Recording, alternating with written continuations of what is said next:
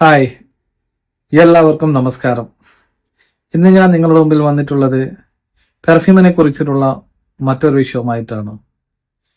Perfume എങ്ങനെ ഉപയോഗിക്കണം, perfume എവിടെ ഉപയോഗിക്കണം അഥവാ എവിടെ പെർഫ്യൂം അടിക്കണം എന്ന ഒരു വിഷയവുമായിട്ടാണ് ഞാൻ നിങ്ങളുടെ മുമ്പിൽ വന്നിട്ടുള്ളത്. എല്ലാവരെയും എൻ്റെ ചാനലിലേക്ക് സ്വാഗതം ചെയ്യുന്നു. എന്നും പറയുന്നത് പോലെ പരമാവധി വീഡിയോ അവസാനം വരെ കാണാൻ ശ്രമിക്കുക. നിങ്ങളുടെ സപ്പോർട്ടും നിങ്ങളുടെ സബ്സ്ക്രൈബുമാണ് എൻ്റെ വിജയം. അതുകൊണ്ട് നിങ്ങളോട് ഒരിക്കൽ കൂടി പറയുകയാണ്, പരമാവധി വീഡിയോസുകൾ കണ്ട് സപ്പോർട്ട് ചെയ്യണം. നമുക്ക് വീഡിയോസിലേക്ക് കടക്കാം. ഇന്നത്തെ എൻ്റെ വിഷയം പെർഫ്യൂം എങ്ങനെയാണ് ഉപയോഗിക്കേണ്ടത്, എവിടെയൊക്കെയാണ് ഉപയോഗിക്കേണ്ടത് എന്നതിനെ കുറിച്ചാണ്. പെർഫ്യൂം ഉപയോഗിക്കുന്നതിൽ നമുക്ക് കുറച്ച് തിയറികളുണ്ട്. ഒരിക്കലും നമ്മൾ ശരീരത്തിന്റെ താഴ്ഭാഗങ്ങളിൽ അഥവാ വസ്ത്രങ്ങളുടെ താഴ്ഭാഗങ്ങളിൽ പെർഫ്യൂം ഉപയോഗിക്കരുത്. പരമാവധി നമ്മളുടെ സ്കിന്നിലും മേൽഭാഗങ്ങളിലെ വസ്ത്രങ്ങളിലുമാണ്, അതായത് നമ്മളുടെ കഴുത്തിനും നെഞ്ചിനും ഇടയിലുള്ള ഭാഗങ്ങളിൽ ആവണം പെർഫ്യൂം ഉപയോഗിക്കേണ്ടത്. പ്രധാനമായും പറയാനുള്ളത്, ഒരുപാട് പെർഫ്യൂം ഉപയോഗിക്കരുത്. വളരെ കുറച്ച് പെർഫ്യൂം ഉപയോഗിക്കാം. അതും പെർഫ്യൂം എവിടെയാണോ ഉപയോഗിച്ചാൽ ലാസ്റ്റ് ചെയ്യുന്നത് അവിടെ മാത്രം പെർഫ്യൂം അടിക്കുക. നമ്മളുടെ ശരീരത്തിൽ ചില ഭാഗങ്ങൾ അത്യാവശ്യം ചൂടുള്ള ഏരിയയാണ്, അതായത് പൾസ് കൂടിയ ഏരിയയാണ്. ആ ഭാഗങ്ങളിൽ നമ്മൾ പെർഫ്യൂം ഉപയോഗിക്കുകയാണെങ്കിൽ നമ്മുടെ പെർഫ്യൂം അത്യാവശ്യം നല്ല സുഗന്ധം പുറന്തള്ളും. അത് എവിടെയാണ്, എങ്ങനെയാണ് എന്ന ഒരു വിഷയമാണ് ഞാൻ നിങ്ങളുടെ മുമ്പിൽ കൊണ്ടുവന്നിട്ടുള്ളത്. പരമാവധി പെർഫ്യൂം അടിക്കുമ്പോൾ, വസ്ത്രങ്ങളിൽ പെർഫ്യൂം അടിക്കുമ്പോൾ കേവലം 1 ഫീറ്റ് ദൂരത്തിൽ വെച്ച് വേണം പെർഫ്യൂം അടിക്കാൻ. കൂടുതലും ആവരുത്, എന്നാൽ വളരെ അടുത്തും ആവരുത്. 1 ഫീറ്റ് ദൂരത്തിൽ വെച്ച് വേണം നമ്മൾ പെർഫ്യൂം ചെയ്യാൻ. വസ്ത്രങ്ങളിൽ നിന്നും, അതായത് നമ്മൾ എവിടെയാണോ പെർഫ്യൂം അടിക്കാൻ ശ്രമിക്കുന്നത് ആ ഭാഗത്തിന്റെ 1 ഫീറ്റ് ദൂരത്തിൽ വെച്ച് വേണം നമ്മൾ പെർഫ്യൂം ചെയ്യേണ്ടത്. എന്നാൽ മാത്രമേ പെർഫ്യൂം അത്യാവശ്യം മോളിക്യൂൾസുകളായി സ്പ്രെഡ് ചെയ്യുകയുള്ളൂ. അപ്പോൾ നമ്മൾ ശ്രദ്ധിക്കേണ്ടത് ഒരു നിശ്ചിത ദൂരത്തിലായിരിക്കണം എന്നതാണ്.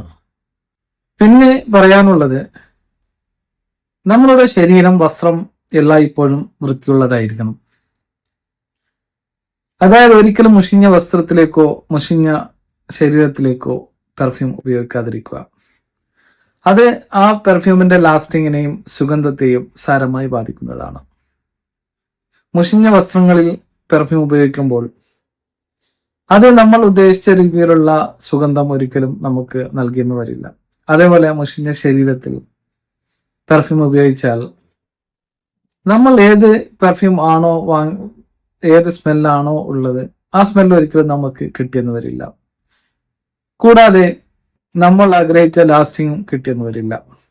അതുകൊണ്ട് പരമാവധി ശ്രദ്ധിക്കേണ്ട ഒരു കാര്യമാണ്, നമ്മൾ വൃത്തിയുള്ള വസ്ത്രവും വൃത്തിയുള്ള ശരീരത്തിലുമായിരിക്കണം പെർഫ്യൂം ഉപയോഗിക്കേണ്ടത്.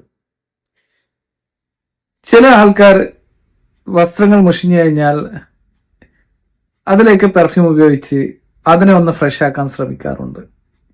ഇത് ചെറിയൊരു മണ്ടത്തരമാണ്. ഒരിക്കലും പെർഫ്യൂം നമ്മളെ അത് ഫ്രഷ് ആക്കുകയില്ല. മുഷിഞ്ഞ വസ്ത്രം മുഷിഞ്ഞത് തന്നെയാണ്.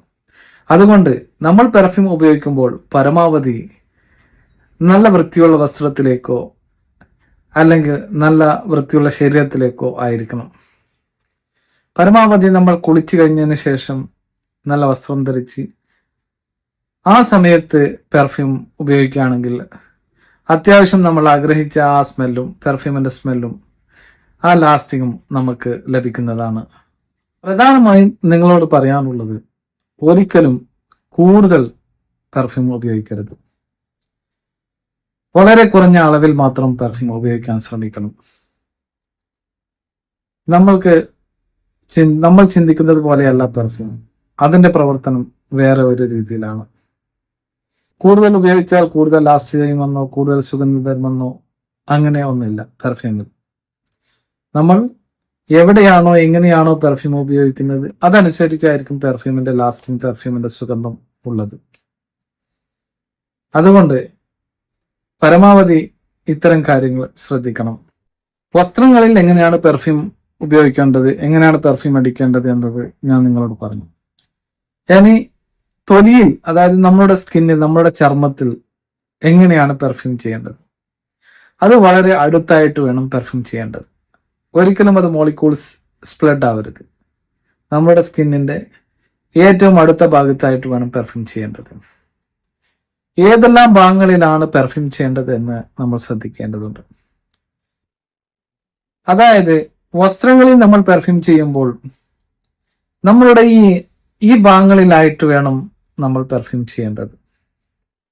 ഇടത്തും വലത്തും വളരെ ചെറിയ തോതിൽ, വളരെ ചെറിയ അളവിൽ നമ്മൾ പെർഫ്യൂം ഉപയോഗിക്കണം. കാരണം ഇവിടെ ശരീരത്തിന്റെ ഈ രണ്ട് ഭാഗങ്ങളിൽ അത്യാവശ്യം പൾസ്, ചൂട് ഉള്ള ഭാഗങ്ങളാണ്.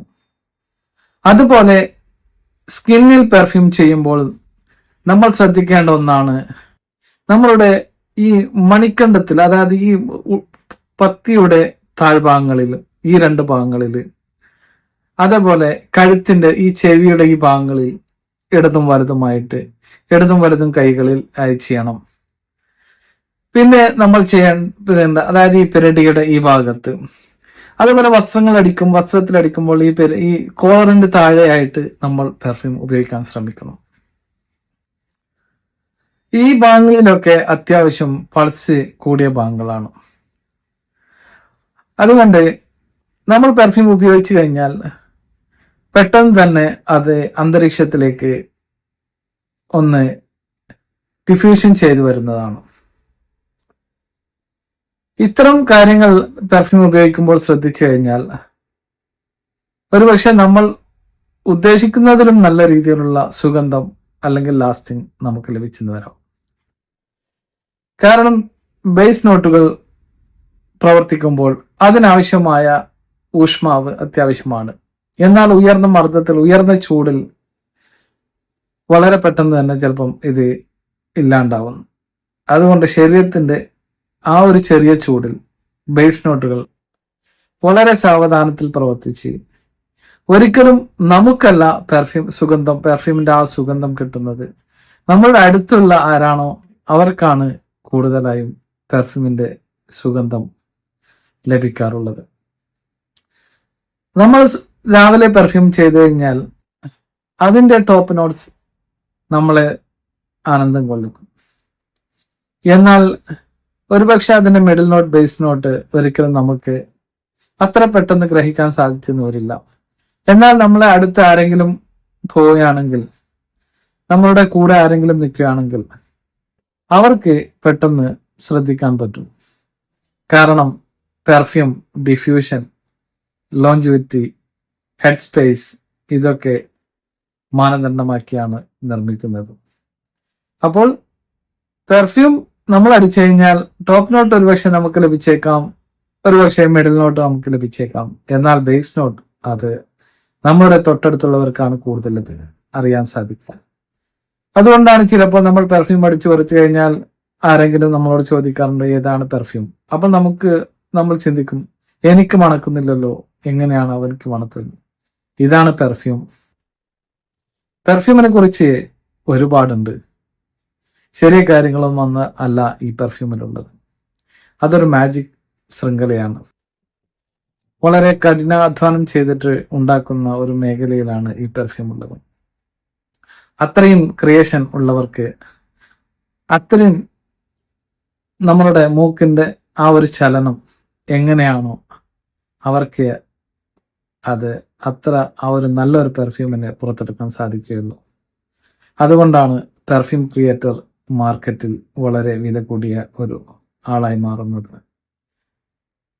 പരമാവധി വീഡിയോസുകളൊക്കെ കണ്ടു കഴിഞ്ഞാൽ തന്നെ നിങ്ങൾക്കും നല്ല ഒരു പെർഫ്യൂം ഉപഭോക്താവാൻ സാധിക്കും. ഇനിയും മറ്റൊരു വീഡിയോസുമായി വരുന്നത് വരെ, പെർഫ്യൂമിനെ കുറിച്ചുള്ള നല്ലൊരു അറിവുമായി വരുന്നത് വരെ നമുക്ക് കാത്തിരിക്കാം. ഒരിക്കൽ കൂടി നിങ്ങളോട് പറയുന്നു, പരമാവധി വീഡിയോ അവസാനം വരെ, എല്ലാ വീഡിയോസുകളും അവസാനം വരെ കാണാൻ ശ്രമിക്കണം. സബ്സ്ക്രൈബ് ചെയ്യണം, സപ്പോർട്ട് ചെയ്യണം. അങ്ങനെ വന്നാൽ മാത്രമേ എനിക്കും നല്ലൊരു ഉന്മേഷം ഉണ്ടാവുകയുള്ളൂ, നിങ്ങളിലേക്ക് നല്ല നല്ല വീഡിയോസുകളൊക്കെ എത്താൻ വേണ്ടി. പെർഫ്യൂം എങ്ങനെയാണ് ഉണ്ടാക്കുന്നതിനെ കുറിച്ചുള്ള വീഡിയോസുകളൊക്കെ ഞാൻ പരമാവധി അപ്ലോഡ് ചെയ്യുന്നതാണ്. മലയാളത്തിൽ പെർഫ്യൂം ട്യൂട്ടോറിയൽ വളരെ കുറവാണ്, ഞാൻ കണ്ടിട്ടേ ഇല്ല.